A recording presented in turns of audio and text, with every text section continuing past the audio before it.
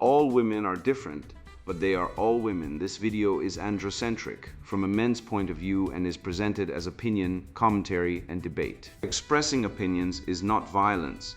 These are ideas to challenge, question, and argue in public because classical liberalism relies on the First Amendment for its dialectic. If you are a feminist, then consider this. If patriarchy truly existed as claimed, feminism could not. And if all men are trash and women are equal to men, then what are we to conclude? Women will die for their children, men will die for their wives and children, and God chose to die for all mankind. Authority rolls up with responsibility. If this framing of facts offends you, click off to a cute cat video. Proceeding further will expose you to gamma bias and criticism directed at ideas, claims, institutions, not at any individual's virtue or dignity. Our method follows the 7 liberal arts: the trivium, grammar, logic, rhetoric, and the quadrivium, arithmetic, geometry, music, and astronomy, and the transcendentals, the good, true, and beautiful. If this framework is not for you, feel free to exit now. It's no disgrace. Women are wonderful. God bless America. Men are great. Feminismus delendus 8. Women work men. Extract resources, drive to death, betray, divorce, and inherit. Written by Conrad Riker, available now, links in description. Women Work Men, a field guide for men who still notice reality. Cinnamon Chains and the Crime of Safety, a Schopenhauerian autopsy of the feminist war on Christmas, logic, and your backpack. The air feels heavy with something distinct, but it is not cinnamon, it is the stench of a decaying civilization putrefying from the core. When I encounter the argument that a simple piece of bark acts as the hardening of the domestic cage, I perceive no oppression. Instead, I perceive the chaotic, hysterical projection of a mind seized by ideology. This fails as literary analysis. Instead, it serves as a prime example of semantic inflation, where meaning is weaponized to convert inanimate objects into agents of patriarchy. To credit this drivel requires an epistemically guarded new LG, a secret decoder ring owned solely by the oppressed, rendering any logical counterargument as proof of bias. They intend for you to view a spice rack as a mechanism of tyranny because they must pathologize the act of creation, swapping the labor of love for the servitude of victimhood, isolating you from your lineage to enforce dependence on the state. They tell you that zipping your backpack is paranoia and a refusal to redistribute care. But let's be real about what redistribution looks like in a gynocentric court system. When men are 4 times more likely to commit suicide than women, yet are told their toxic masculinity is the problem. The zipper on that bag isn't just a fastener. It is the last line of defense for a man's sanity against a collective that views his labor as a communal resource and his life as disposable. The article demands we smash the hierarchy of the host, because a hierarchy implies competence and merit, 2 things the R-selected Marxist mindset abhors. We are going to take this text apart, syllogism by syllogism, expose the gamma bias that ignores the man who bought the stove while lamenting the woman who stirs the pot, and show exactly why protecting your property is the ultimate act of rebellion against a hive mind that wants to consume you alive. Bunkum article by a feminist PhD. The scent of silence, unmasking the tyranny of the holiday table as we approach the solstice. The air grows thick, not with the spirit of giving, but with the cloying, suffocating aroma of aromatic capitalist extraction. For too long, the marginalized have been forced to inhale the toxic fumes of a holiday season built on the unpaid labor of the feminine spirit and the rigid enforcement of patriarchal norms. We are told to find comfort in the spice rack, to seek solace in the recipe cards passed down from generations of complicity. But true liberation requires us to sniff out the oppression hidden in plain sight. Consider the cinnamon stick. To the uninitiated, the privileged agent of the status quo, it is a mere flavoring, a benign stick of bark dropped into mulled wine. But to those of us with the epistemic clarity to see beyond the veil, the cinnamon stick represents the hardening of the domestic cage. It is the tool of the oppressor, used to mask the bitterness of servitude with artificial sweetness. When we are commanded to bake, to stir, to spice, according to the rigid traditions of the nuclear family, We are performing unpaid emotional labor that sustains the very machinery of the patriarchy. These holiday recipes are not instructions for joy. They are scripts for submission. They demand we perform happiness, thereby erasing the lived reality of our exhaustion. This performance is part of a broader cultural struggle that prioritizes the illusion of harmony over the reality of economic and emotional justice. We are told to protect our families, to secure our homes. This brings us to the insidious symbol of the anti-theft backpack. In a society structured around the hoarding of resources, be they material goods or emotional capital, the anti-theft backpack is the ultimate emblem of paranoia and privilege. It is a fortress for the individual, a physical manifestation of the refusal to engage in the redistribution of care. Why do you feel the need to lock your zippers, to shield your possessions from the collective? It is because you have been brainwashed by the cult of private property to view your neighbor as a thief rather than a comrade in need. The rhetoric of safety and anti-theft is a language of violence. It assumes a threat from the other, thereby justifying the exclusion of those deemed unworthy of access. We see the same dynamic in the policing of language.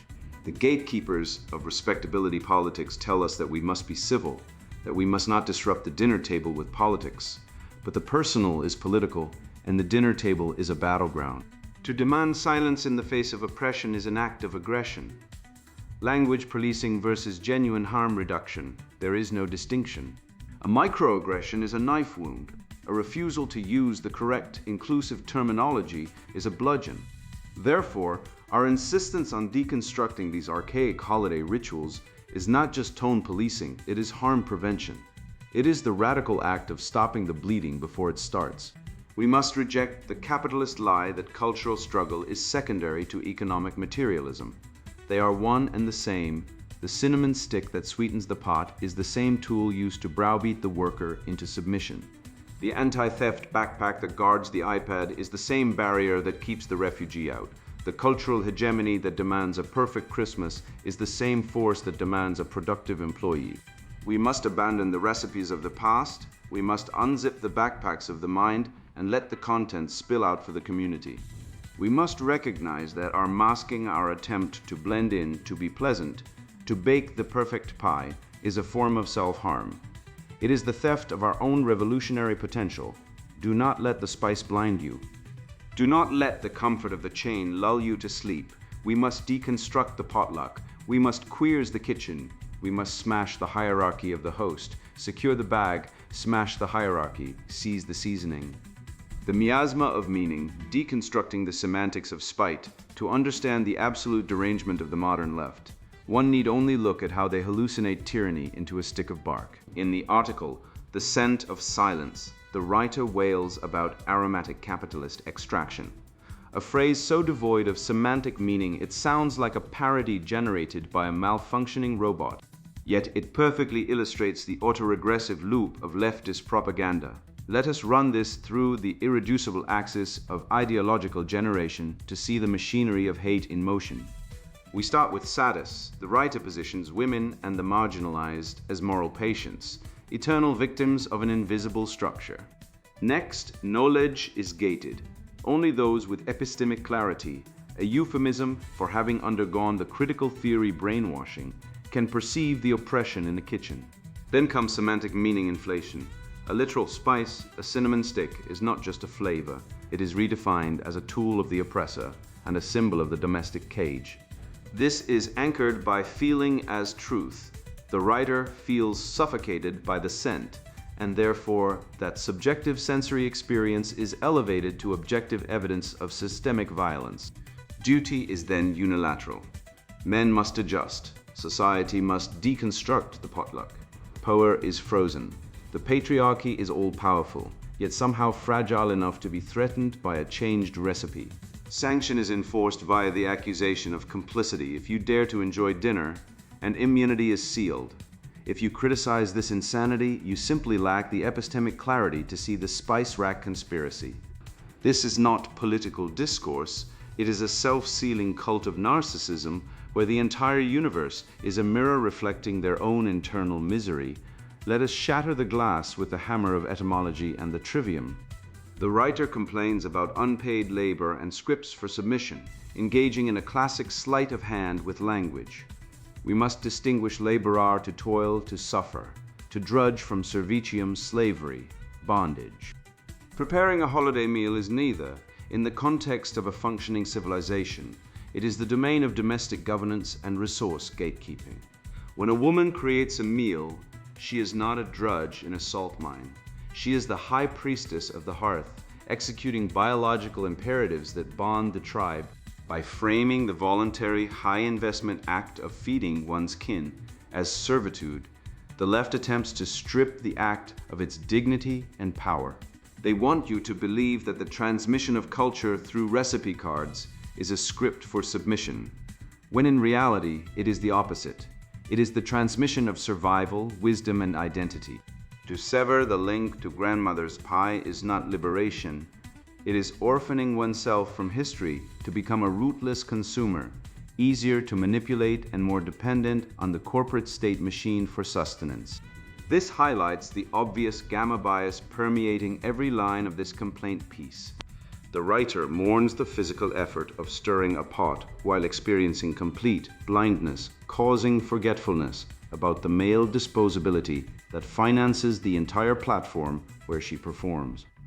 Who purchased the cinnamon? Who paid for the stainless steel stove? Who constructed the house containing the kitchen? Who removes the snow from the driveway so guests can visit? It is the man. The invisible, quiet work of the male who obtains resources from a harsh world, fights wars, works in hazardous professions, and dies on average 7 years earlier is completely overlooked. Through the female-centered perspective, the man is just scenery, a walking ATM, who supplies the props for her oppression. She complains about the strict traditions of the nuclear family, while disregarding that the nuclear family is the only protection preventing her from having to survive on the cold, harsh streets of the state of nature. She exaggerates her minor trouble baking into exhaustion, while downplaying the male sacrifice that makes the baking possible. This defines gamma bias. Male suffering is invisible. Female inconvenience is a catastrophe. We must also dismantle the cinnamon cage, using formal logic, since the left cannot survive the scrutiny of the syllogism. Consider the writer's claim that a cinnamon stick represents the hardening of the domestic cage and is a tool of the oppressor. We can refute this with a simple categorical syllogism. Premise 1. An inanimate object, a cinnamon stick, possesses no agency, consciousness, or moral capacity. Premise 2. Oppression is a moral action requiring an agent with the intent and power to exert force or coercion over a patient.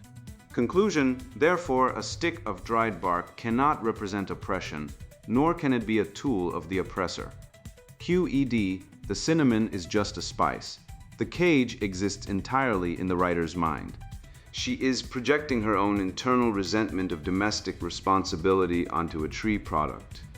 This is psychological displacement of the highest order. She feels trapped by her own biology or her own lack of purpose, so she externalizes the blame onto the spice rack. To argue that the spice is the oppressor is to argue with the wind.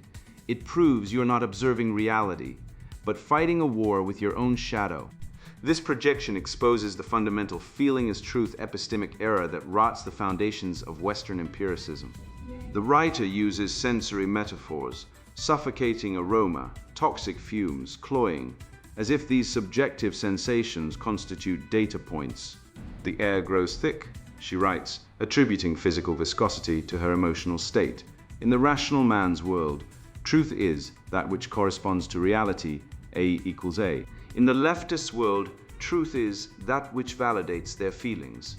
If she feels oppressed by the smell of nutmeg, then the nutmeg is objectively oppressive. This is the mindset of a toddler who screams that the moon is following them. It is solipsism masquerading as sociology. By prioritizing feeling over fact, they render themselves incapable of solving any real problem. You cannot negotiate with a climate that exists only in your amygdala. The tyranny of the holiday table is a fiction. The only tyranny is the demand that we abandon logic to accommodate the hysterical sensory processing of the oppressed. Moreover, the writer's critique of performing happiness displays a profound ignorance of social hierarchy and biological strategy. She asserts that instructions to find comfort or protect our families constitute a demand to perform happiness and erase the lived reality of our exhaustion. This argument is baseless. The capacity to sustain gratitude, harmony, and grace during hardship is the defining trait of high-functioning adults, particularly the K-selection strategy that established Western civilization. K-selection entails high investment, loyalty, and delayed gratification, preparing meals, hosting kin, and preserving the appearance of civilization for the benefit of the children. This is performing only insofar as an actor plays a part. Civilization is a collective performance we consent to maintain to avert chaos. This critic's impulse to deconstruct joy and smash the hierarchy mirrors the behavior of an R-selected organism, one that pursues immediate gratification, low investment, and the demolition of stable structures to acquire resources with minimal effort. She is, in effect, claiming that because she lacks the fortitude to be satisfied in a domestic setting, no one else should be permitted that satisfaction. If she cannot embrace the spirit of the season, she feels compelled to destroy it. Finally, we see the insidious use of therapy language coercion in phrases like scripts for submission and masking. By pathologizing tradition, framing the act of baking grandma's pie as complicity, the leftist engages in a linguistic hostile takeover. The goal is to induce alienation. If they can convince you that your mother's love was expressed through oppressive recipe cards, they sever your connection to your lineage. Once you are untethered from your past, you are adrift in the present, desperate for a new tribe, which they are happy to sell you in the form of political ideology. The anti-theft backpack metaphor is the cherry on this toxic sundae. This writer mocks the desire for security as paranoia and privilege. She argues that private property is a refusal to engage in redistribution of care. In plain English, she hates that you have boundaries. She is enraged that you lock your zippers because it implies she, or the collective, might steal what is yours. The demand to unzip the backpacks of the mind is a demand for open borders on your intellect, your labor, and your resources. Do not fall for it. Secure your bag, secure your mind. The toxic fumes are not coming from the cinnamon. They are the exhaust of a dying ideology, burning the fuel of resentment as it careens off the cliff of reason. We must recognize that this is not a debate about etiquette, but a war over the definition of existence itself. The call to redistribute care is a demand to redistribute the energy of your life force to those who refuse to generate their own. When we map this onto the axis of propaganda, the asymmetry is undeniable. The leftist agent claims high status by virtue of their perceived oppression, while the productive male is assigned the duty to provide without the power to refuse. By pathologizing the zipper, by framing the basic biological imperative to lock one's bag as paranoia, they are attempting to bypass your defenses with a semantic skeleton key. They want you to believe that your boundaries are the source of the world's pain, tricking you into opening the gates so they can rush in and consume the seed corn of your future. The citadel of self, why your zipper is a line in the sand. The personal is political. They shriek, smashing a cinnamon stick against the cutting board of history. But what they really mean is that your resources are political and their feelings are personal. Consider the absolute theological audacity required to view a simple, spice-infused stick of bark as an instrument of patriarchal torture. This is not analysis. It is a symptom of a mind possessed by the parasite of resentment. The writer of this fever dream manifesto, whom we shall charitably designate as the high priestess of the potluck, argues that the anti-theft backpack is a symbol of paranoia and privilege, a refusal to engage in the redistribution of care. Let us apply the trivium to this insanity. Logically, if the defense of one's property is a refusal to share care, then the possession of property is itself an act of violence. This reveals the asymmetric seidosis at the heart of the leftist death cult. Men are moral agents, burdened with the duty to produce, yet framed as moral criminals for retaining the fruit of their labor. Women, conversely, are assigned the seidosis of the moral patient, the comrade in need, whose distress feeling justifies the seizure of assets, power. The demand to unzip the backpack is a demand for the male to act as a host body for a collective parasite that produces nothing but demands. It is a one-way street where men provide the value and the collective provides the sanction of shame if we hesitate to hand over the keys to the kingdom. If locking a zipper is a language of violence, then existing in a physical body is an act of war against the void. The author engages in a rhetorical reductio ad absurdum that collapses into self-parody.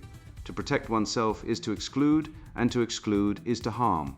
This ideological framing is fundamentally anti-life, a biological impossibility that seeks to indict the very concept of immunity. Imagine a cell membrane refusing to let a virus in. By the author's logic, the cell is guilty of privilege and paranoia. This is the trap. To be alive is to have boundaries. To eat is to kill. To own is to exclude.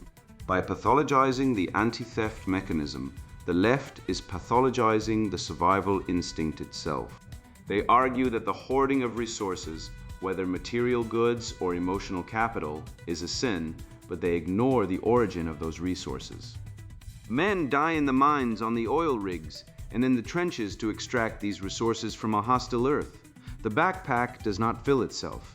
The fortress for the individual is merely a perimeter defense for the energy a man has burned his life force to accumulate.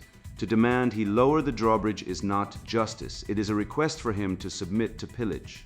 Some critics attempt to equate language policing with harm reduction, claiming that a microaggression is a knife wound and that refusing to use inclusive terminology is a bludgeon. This represents semantic inflation designed to bypass the rational faculties and attack the limbic system directly. If a word is a knife, then self-defense is required. But because the knife is invisible, the victim is whoever claims to be one. This creates a self-sealing immunity for the accuser and a frozen power dynamic against the accused. In reality, a refusal to use made-up pronouns is not violence, it is a boundary assertion. It is the act of stating, "I will not participate in your delusion." Equating words to physical trauma is a manipulation tactic, a way to monopolize the moral landscape and extract concessions through shame. If a refusal to use the correct inclusive terminology is a bludgeon, then reality itself is a bludgeon, and facts are hate speech.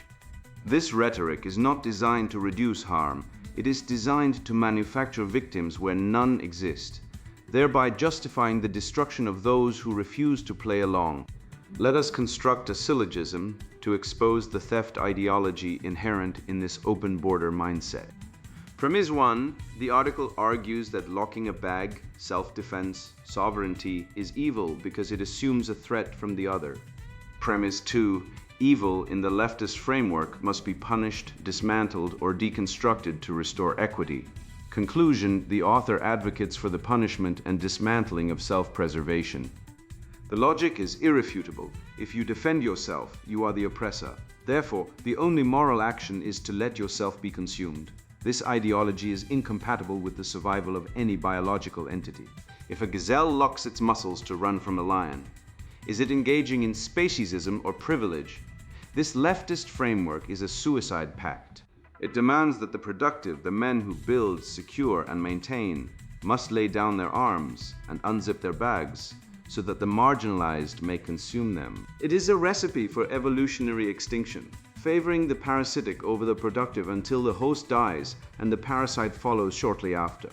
When the writer calls to queers the kitchen and smash the hierarchy of the host, they are engaging in a strategic act of resource denial aimed at the next generation. A precursor to the inevitable asset forfeiture seen in the divorce courts. The dinner table is not just a place to eat, it is the transmission belt of Western civilization. It is where the father teaches the son how to be a man and where values are reinforced through the breaking of bread. By disrupting this ritual, by turning the kitchen into a political battleground and the host into an oppressor, they seek to sever the link between the past and the future. If the hierarchy of the host is smashed, there is no stability, no legacy, and no inheritance. This is generational theft. Without the nuclear family dinner, the lived reality of the child becomes one of chaos and state dependency. They are not just deconstructing a potluck, they are dismantling the only structure that that effectively transmits wealth and wisdom without the intermediation of the bureaucratic state, ensuring that when the family court finally comes for the father, he has already been isolated. The anti-theft backpack represents not paranoia but sovereignty, physically embodying the masculine drive to secure the bag. Evolutionary psychologists, including David Buss and Gad Saad, have demonstrated that guarding resources isn't pathological, but a survival instinct ingrained in the male mind. Throughout human history, men who neglected protecting their belongings or partners from infidelity failed to pass down their genes. We descend from the watchful and protective. Critics who try to shame this natural impulse disregard biological reality. Why do we lock our zippers? Because thieves exist. Because we understand that society functions not as a sharing community, but as a competitive environment with limited resources. The emphasis on private property isn't indoctrination. It acknowledges that without ownership, motivation to create disappears, leading to scarcity. This backpack serves as a portable stronghold, an essential defense in an era that increasingly treats your work as communal asset. The ultimate goal of this article is to smash the hierarchy to flatten the social structure until excellence is punished and mediocrity is rewarded. But the hierarchy of the host is the only thing preventing the war of all against all. Thomas Hobbes warned us that without the Leviathan, without structure and order, life is solitary, poor, nasty, brutish, and short. The host represents the provider, the one who creates the surplus that allows guests to eat. To smash the host is to kill the golden goose. This is the cancerous ideology of the left. They attack the very foundations of the structure that houses them, believing they can tear down the load-bearing walls and still sleep safely under the roof. It is a childish fantasy, a temper tantrum against reality. They mistake the protection provided by competent men for oppression, not realizing that once the hierarchy is gone, the comrade in need will have no one left to loot but each other. Notice how the writer ignores empathy when dismissing civil behavior. She insists that the dinner table should be a battlefield and that quiet acceptance of oppression equals aggression. This represents a classic dilemma.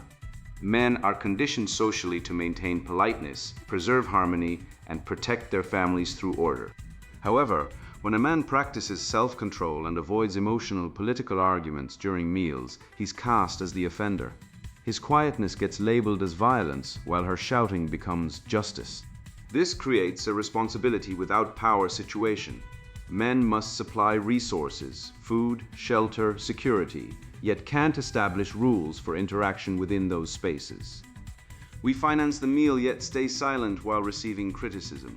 The empathy gap ensures we recognize women's distress as requiring action, while men's fatigue remains invisible or gets labeled toxic masculinity. Ultimately, your zipper is a line in the sand, the physical demarcation of where you end and the collective begins. Just as a cell membrane defines the biological self, allowing nutrients in and keeping toxins out, the backpack zipper defines the boundary of your labor and your life. To demand it be opened is to demand the death of the individual for the sustenance of the hive. This writer wants to unzip the backpacks of the mind, but a mind without boundaries is not a mind. It is a void waiting to be filled by the slogans of the mob. You must close the zipper, you must lock it. You must defend the perimeter of your own soul against the aromatic capitalist gaslighting that seeks to convince you that your preservation is a sin. In a world of gaslighting, ghouls, and redistributionist zealots, the closed zipper is the highest form of resistance. It is the assertion that I exist, that mine is mine, and that I will not be consumed. You must understand that the zipper on your backpack is not a symbol of paranoia. It is the anatomical boundary of your very soul. To demand a man unzip his possessions, his mind, or his borders for the collective is not an act of charity. It is the biological imperative of the parasite to devour the host. The hysterical author of this spice rack screed frames safety as violence because they exist in a state of perpetual R-selected dependency, enraged that the producers of the world, the men who build the stoves, generate the electricity, and pay for the cinnamon, have the audacity to lock the door against the locusts. When they claim language policing is harm reduction, They are engaging in the classic leftist sleight of hand, conflating their feelings with your rights. Remember the facts. While they weep over patriarchal cinnamon sticks, men are committing suicide at 4 times the rate of women. Fathers are being stripped of their children by a gynocentric family court industry that extracts billions in unpaid labor through enforced alimony, and the divorce industrial complex ensures that the only extraction happening is the transfer of your life's work to a system that hates you. You are not crazy for wanting to keep what is yours. You are the only sane person left in the room. This ideology represents a death cult, a massive conspiracy of deceivers seeking to queers the kitchen only because they lack the ability to cook, build, or sustain a civilization. They attack the hierarchy of the host because they are guests who have burned the house down and now blame the architecture. The so-called unpaid emotional labor of stirring a pot fades when compared to 100,000 years of male disposability. The wars fought, bridges built, bodies broken to keep society functioning. So ungrateful narcissists can write essays about how bark is oppressive. Don't let them guilt trip you with their gamma-biased narratives. When they say smash the hierarchy, they actually mean smash the father, because the father represents law, boundaries, and the stern hand of reality their inner child refuses to accept. You've seen through the matrix of semantic inflation where a microaggression becomes a knife wound, while actual male destitution remains invisible. You are awake now. Secure the bag. Zip it tight. Every time you lock that zipper, every time you refuse to apologize for your competence, and every time you choose logic over their emotional tantrums, you strike a blow against the dying gasp of a toxic ideology. Go forth into the world knowing that your paranoia is actually high-functioning vigilance, that your exclusion is the very mechanism of survival, and that your refusal to bend the knee to the cinnamon stick tyranny is the spark that will save Western civilization from the abyss. You have the tools, the logic, and the facts. Now, use them to defend your sovereignty with the relentless fury of a man who has nothing left to lose. And now, the sponsored book introduction, Women Work Men. Extract resources, drive to death, betray, divorce, and inherit. I stand before you not as a victim, but as a conqueror of the lies that have shackled my sex for generations. I have watched friends crumble under the weight of a no-fault divorce system that treats their life's labor as a spoil of war for a bored partner. I have seen the brilliance of young men extinguished in classrooms that reward conformity and punish the distinct masculine spark of innovation and aggression. This is not a complaint. It is an observation of a battlefield. The modern world does not hate you because you are evil. It hates you because you are useful, and useful things are used until they break. My path to understanding the biological imperative of extraction began when I realized that the tears of a woman can summon the full violent force of the state, while your silence is met with contempt. You feel it in your bones, that nagging sense that the social contract has been torn up by the very hands you swore to protect. We must dissect the linguistic warfare designed to disarm you. They have weaponized empathy, turning compassion into a suicide pact for men. Logic is the only shield that remains. We will employ Aristotelian reasoning to dismantle the solipsistic chaos of the modern feminist narrative. You will learn to separate offense from harm, a distinction the matriarchy obliterates to control your speech. When they claim patriarchy, they are engaging in a men camp, a demonization of the very demographic that erected the skyscrapers, laid the asphalt, and died in the trenches to secure the safety they now enjoy. It is a biological reality that women are driven to extract resources, and a gynocentric society legalizes this theft. We will prove this using data, tax receipts, and the undeniable historical record of Western civilization. If you are a man who has looked around and felt that you are the villain in a story you did not write, this book is your manifesto. It is for the native son of the West who has been gelded by a culture that despises his strength. You have been deprived of your history, told that your ancestors were oppressors rather than architects of the greatest freedom the world has ever known. This text restores the stoic shield against the emotional chaos that surrounds you. We will examine the fiscal parasitism of the welfare state and how your labor funds the very system that seeks to replace you. You are not crazy, you are under siege, and unlike the generations before you, you will finally have the rhetorical jujitsu to dismantle the cult of intersectionality that demands your erasure. Prepare to build an economic fortress. We are past the point of reform. We have entered the age of secession and sovereignty. The old institutions, the academy, the media, the law are rotten to the core with cultural Marxism. We will look toward new mechanisms of exchange and community, free from the corrupt oversight of a state that views you as a beast of burden. This is the path to the final red pill, a state of total sovereignty where you owe nothing to those who hate you. You will reclaim the archetype of the Father, the Logos, the force of order that holds back the void. However, if you are here to clutch your pearls, to perform outrage, or to defend the honor of a system that feeds on the bones of men, stop reading right now. Put this book down. Go back to your safe spaces, your echo chambers, your hobbies of self-deception and moral preening. This text is not for you. It is for the men who are ready to accept the cold, hard truth that the Matrix is real, and it is powered by the suppression of masculine potential. There is no comfort here, only the steel spine of reality. If you cannot handle the heat of the forge, return to the shade of ignorance. The future belongs to those who can endure the pain of the red pill, and you are simply not equipped for the coming golden age. Women work men, extract resources, drive to death, betray, divorce, and inherit. Written by Conrad Riker. Buy now. Links in description.